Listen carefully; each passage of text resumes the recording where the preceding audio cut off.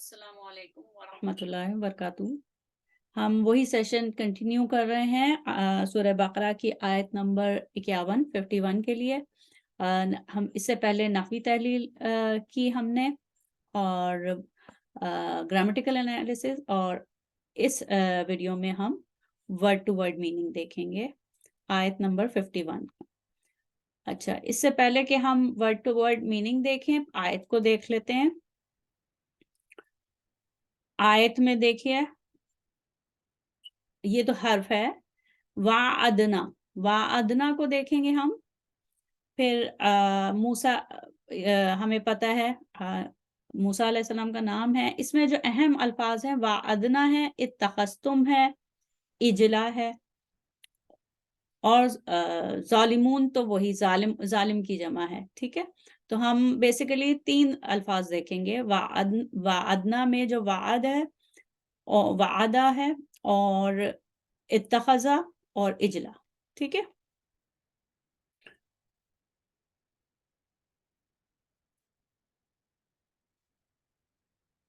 وعدہ جو ہے، جیسے کہ ہم نے نحوی تحلیل میں دیکھا کہ یہ 3 جو اس کے روٹ لیٹرز ہیں، واو، عین اور دال ہیں، ٹھیک ہے۔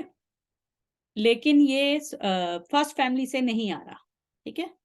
فرسٹ فیملی سے نہیں آ رہا۔ فرسٹ فیملی یعنی کہ وعدہ یا ادو فرسٹ فیملی سے آتا تو یہ وعدہ ہوتا، اس کے بیچ میں یہ الف نہیں آتا۔ یہ آ رہا ہے تھرڈ فیملی سے۔ تھرڈ فیملی سے وعدہ یوعد وعادن و موعدتن فہو مواعد، ٹھیک ہے۔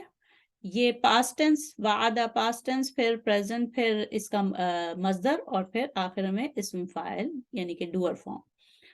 تو ہم دیکھتے ہیں کہ اس کا جو تھرڈ فیملی میں اس کا مطلب کیا ہے۔ دیکھیے، وعدہ یا ادو ہوتا تو اس کا مطلب ہوتا ہے to make a promise, to give someone's, to give one's word, to promise, ٹھیک ہے، بی کے صلے کے ساتھ۔ اور جب یہ باب فعلا سے آتا ہے یعنی کہ تھرڈ فیملی سے، to make an arrangement, to arrange for a meeting, to make an appointment with someone for a given time۔ تو یہ بالکل اس جو آیت میں جو لفظ ہے وہ بالکل اس کو پورا کر رہا ہے کہ موسیٰ علیہ السلام سے وعدہ کیا، کس چیز کا؟ ملاقات کا کوہ طور پہ، اور for a given time یعنی کہ 40 راتوں کا۔ تو وعدہ اردو میں بھی دیکھ لیتے ہیں، وعدہ، ایک کا دوسرے سے وعدہ کرنا۔ اچھا، اس میں ایک مطلب یہ بھی ہوتا ہے وعدے میں مقابلہ کرنا، لیکن یہاں پہ تو اللہ سبحانہ تعالیٰ نے وعدہ کیا تو اس میں تو وہ مطلب نہیں آئے گا۔ پھر وعدہ فلانن الوقت والموعدہ، کسی سے کسی وقت یا کسی جگہ ملنے کا وعدہ کرنا، کسی سے ملاقات کا وقت اور جگہ طے کرنا، ٹھیک ہے۔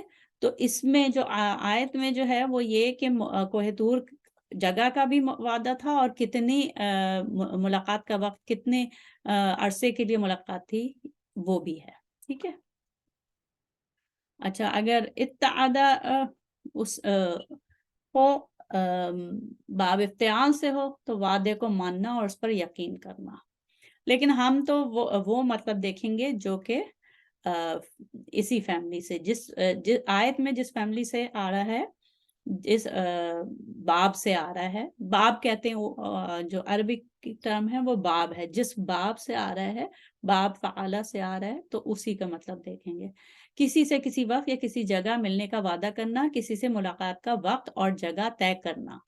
اچھا، ایک اور یہ دوسری ڈکشنری میں ہے کہ وہ پورا اسی آیت کا ہے کہ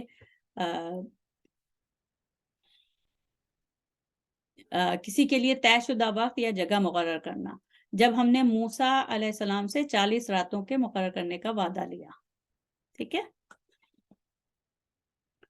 تو یہ ہے اس کا مطلب وعدہ کا۔ پھر ہم اگلے لفظ پہ جا رہے ہیں، اتخذا۔ اتخذا کا جو روٹ لیٹر ہے وہ حمزہ، خا اور ذال ہے، اور یہ باب افتعال یعنی فیملی 8 سے آ رہا ہے، ٹھیک ہے۔ اور فیملی 8، ایک منٹ، فیملی 8 میں جب اس کا مطلب ہوتا ہے to make something out of someone or something, to take on a form or shape, to take an attitude, assume a position. ٹھیک ہے، تو یہ اس کا مطلب ہوا فیملی 8 میں. اتخذ to take on, to assume. ٹھیک ہے، یہ ہے اختیار. اردو میں ہے اس کا مطلب اختیار کر لینا، کسی چیز کو اختیار کر لینا، کسی چیز کو لے لینا. ٹو اڈاپٹ، ٹو ٹیک، یہی اختیار کر لینے کا مطلب ہے. یعنی کہ عبادت اختیار کر لی تھی بچڑے کی نا، تو اس میں اختیار کر لینا یا لے لینا. تو اور جو باب افتعال سے آتا ہے تو اس کی پوری جو صرف صغیر ہے وہ ہے اتخذ یتخذ اتخاذا فہوا متخذن. متخذن جو ہے وہ فاعل کا صیغہ ہے. اتخذ یتخذ اتخاذا فہوا متخذن.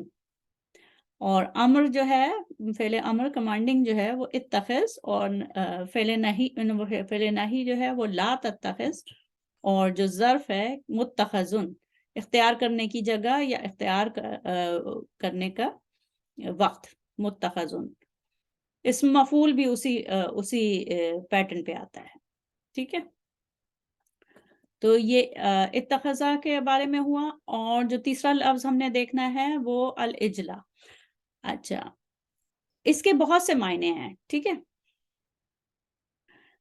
کہیں اگر صرف عین جیم اور لام کو دیکھیں تو کہیں تو یہ اسم کے طور پہ بتا رہا ہے کاف، یہ سی کاف اور سیل. ٹھیک ہے، اچھا، لیکن اگر یہی لفظ عین جیم اور لام کو دیکھیں اور اس کے بیچ میں الف آتا ہے عاجلہ ہو، تو موجودہ وقت، دنیا، قریب کی چیز. ٹھیک ہے، عاجلہ، اور اس کی ضد ہے آخرہ. اور اسی طریقے سے ایک اور اس سے ملتا جلتا لفظ ہے اجالت، اجلت میں تیار کی جانے والی چیز. اجالت، اجلت میں میسر آنے والی چیز. لیکن یہ لفظ جو ہے وہ ہے اجلو، الاجلو. اس کی جمع ہے اجولن، اس کی جمع ہے اجولن. اچھا، جو اجلو ہے وہ بیل گاڑی کو بھی اجلتن کہتے ہیں، کیونکہ وہ سرعت سے، تیزی سے چلتی ہے. ٹھیک ہے، تیزی سے چلتی ہے، تو اس وجہ سے اجلتن جو ہے وہ بیل گاڑی کو بھی کہا جاتا ہے. الاجلو بچھڑے کو کہتے ہیں. ٹھیک ہے، جو اگر ہم اس کا وہ دیکھیں کہ کیوں کہتے ہیں بچڑے کو، کیونکہ اجلتن جو ہے وہ بیل گاڑی کو کہتے ہیں، وہ سرعت سے چلتی ہے. اسی طریقے سے الاجلو بچڑے کو کہتے ہیں کیونکہ اس میں پھرتی پائی جاتی ہے، جو بیل کی عمر تک پہنچنے پر ختم ہو جاتی ہے. ٹھیک ہے، تو قرآن پاک میں ایک اور جگہ جیسے ہے سورہ اعراف میں ہے اجلن جسدن، ایک بچڑا بنا لیا، وہ ایک جسم تھا. وہی سامری جادوگر نے جو بچڑا بنا لیا تھا جسم.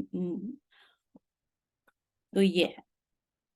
تو الحمدللہ تینوں الفاظ ہم نے دیکھ لیے. اور پھر جو ترجمہ آتا ہے نحوی تحلیل اور الفاظ کو دیکھنے کے بعد، اور وہ وقت یاد کرو، اس سے شروع ہو رہی ہے نا آیت، اور وہ وقت یاد کرو جب ہم نے موسیٰ علیہ السلام سے تورات دینے کے لیے 40 راتوں کا وعدہ کیا تھا. اچھا، یہ دیکھیں جب ہم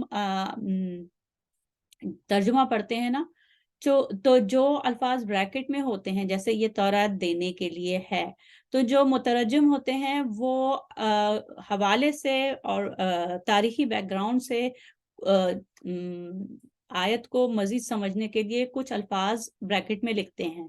وہ اس لیے لکھتے ہیں کیونکہ اس سے متعلقہ ڈائریکٹ الفاظ عربی میں نہیں ہے، آیت میں نہیں ہے، لیکن جو بلایا تھا حضرت موسیٰ علیہ السلام کو، وہ تورات دینے کے لیے ہی بلایا تھا. دوسری آیت میں دوسری قرآن پاک کی دوسری آیتوں میں مینشن ہے. تو اس وجہ سے وہ ترجمے کو پورا معنی دینے کے لیے وہ لکھ دیتے ہیں، اور لیکن بریکٹ میں لکھتے ہیں کیونکہ اس کے الفاظ آیت میں نہیں ہوتے۔ اور وہ وقت یاد کرو جب ہم نے موسیٰ سے تورات دینے کے لیے 40 راتوں کا وعدہ کیا تھا، پھر ان کے پیٹھ پیچھے تم نے گوسالے یعنی بچھڑے کی پرستش اختیار کر لی جبکہ تم نرا ظلم کر رہے تھے۔ اب یہ جو وَأَنْتُمْ ظالمون ہے نا، وہ اس میں اس کی کنسٹرکشن حالیہ جو پورا جملہ حالیہ بن کے آ رہا ہے نا، تو وہ بتا رہی ہے کہ تم نے جو بچھڑے کی پرستش اختیار کی تھی تو تم نرا ظلم کر رہے تھے، کیونکہ جو شرک ہے وہ تو ظلم عظیم ہے، تو تم ظلم کر رہے تھے۔ تو یہ اس کا ٹرانسلیشن ہوئی۔ اس کی جو تذکیر کا مرحلہ ہے وہ جیسا کہ ہم نے پچھلی آیات کا بھی یہ کیا ہے کہ تفہیم کا مرحلہ تو کیے ہیں سارے آیات کا، لیکن انشاءاللہ جو کسی ساری آیات کیونکہ ایک ہی تاریخی پس منظر کی ہیں، تو انشاءاللہ تمام آیات کی جو شارٹ تفسیر ہے وہ ہم انشاءاللہ ایک ہی ساتھ کریں گے۔ تو یہاں پہ اس سیشن کا اختتام کرتے ہیں، دعا کر لیتے ہیں۔